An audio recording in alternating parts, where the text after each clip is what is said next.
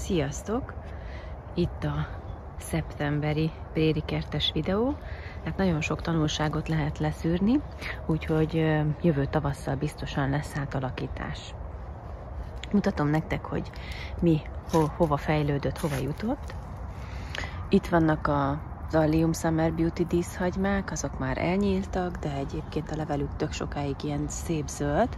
Akkor itt vannak a tarka nyúlfarkfüvek, ebből ez nagyon szép, erős, és amik itt oldalt vannak a picit lejtősebb részen, ott nem kapnak annyi vizet, azok kisebbre fejlődtek, vagy kisebbek maradtak.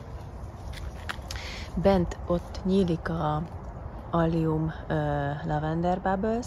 Sajnos az üröm az ugye olyan nagyon nagy lett, hogy ezt a díszhagymát is majd kijebb kell hozni, hogy jobban érvényesüljön az üröm mellett.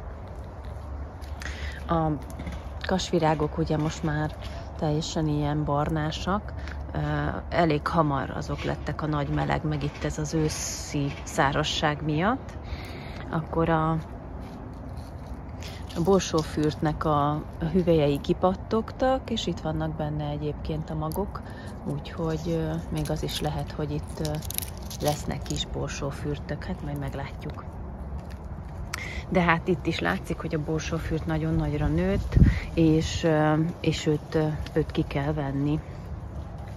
Aztán nagy kedvencem ugye a sóvirág, ilyenkor is annyira gyönyörű, úgyhogy ha a borsófürt megy, ennek nagyobb helye lesz, és nagyobb felhőt tud, meg egyenesen tudja növeszteni a kis virág felhőjét, és nézzétek meg, hogy a szára most, hogy már így őszbe megyünk bele, milyen gyönyörű bordó. Tehát ugye a lilából átmegyünk ebbe a bordós színbe. Nagyon-nagyon szuper.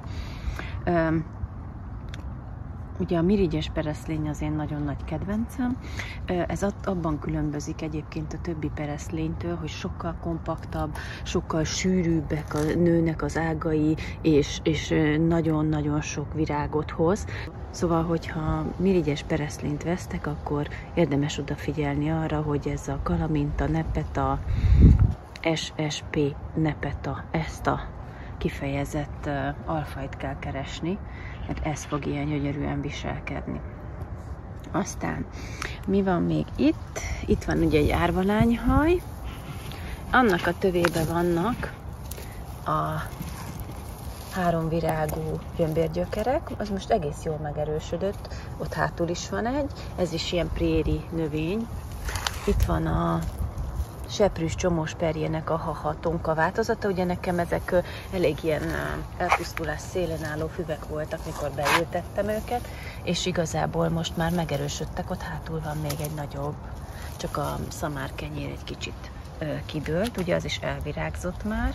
Sajnos itt van egy rózsalonc, az nagyon kiburjánzott, úgyhogy egy picit elnyomja a köles, 10 köles, úgyhogy ezt vissza fogom itt vágni, hogy a kölesnek legyen elég helye. Aztán mutatom nektek, hogy van itt ez az özönfű, hát ez valami csodálatos, hogyha ennek is majd kicsit több területet hagyok. Ez egy ilyen nagyon szép virágfelhő lesz, és egyébként illatos, hát ez ilyen koriander illata van ezeknek a kalászoknak, nagyon jó. Hát aminek ugye adtam időt, de mégsem teljesít jól, az a Virginiai Veronica, mert amikor ezt az ágyást terveztem, akkor még nem tudtam, hogy a Virginiai Veronica az a nedves prérinek a növénye, tehát egy ilyen száraz ágyásban, mint amilyen ez nem érzi jól magát. Úgyhogy őket mind ki kell vennem, és majd kitalálom, hogy mit teszek a helyére. De ezek itt ugye nyilvánvalóan szomjasak, látszik a levelükön, úgyhogy ez nem jól érzi magát. Ott hátul egyébként az üröm és a szamárkenyér között ott vannak a bugatölcsérnek az elnyílott virágfejei, illetve ott feljebb is, csak ugye a kerítés is pont olyan színű, nehéz észrevenni. Mögötte a fanyarka, az még egész jól érzi magát, és ugye itt a gólyaorrok tökre jól megnőttek, szóval ezek így felfejlődtek. És itt van ugye ez az orvosi tisztesfű, ennek a virágmaradványait Lehet, hogy még jobban szeretem, mint a virágát. És akkor itt van az ernyős őszi rózsa, ez a Daster divaricatus, ez szuper árnyékban. Nézzétek meg, hogy feltöltötte ott azt a hátsó részt. Szia csíkos! Szóval, hát így állunk, úgyhogy az lesz a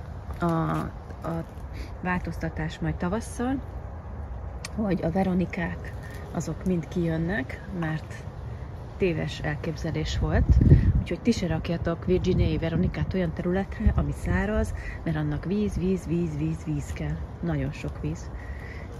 Aztán ugye a borsófürt is kijön innen, és egyébként neveltem még préri növényeket.